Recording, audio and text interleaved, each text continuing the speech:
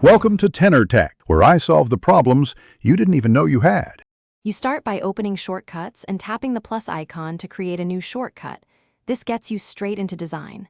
Choose a name and an icon so you can find it quickly. Next, add your first action by searching the actions list, drag or tap to insert it. Make sure required permissions like location or photos are enabled when prompted, because without them, the shortcut can't access needed data. Once done, tap the play button to run a quick test and confirm basic behavior. Now you assemble the core logic using actions and variables so the shortcut does something useful. Use Ask for input to collect text, numbers, or choices, then store results in a variable.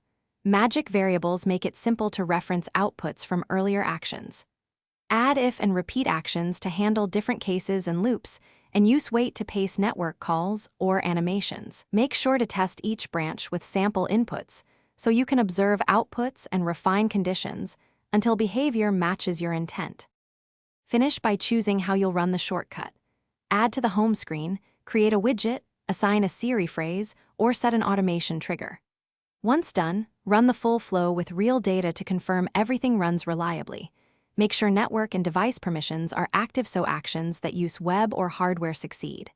If something fails, step through the shortcut and inspect each action's output, reset or rename variables to avoid conflicts. And toggle permissions.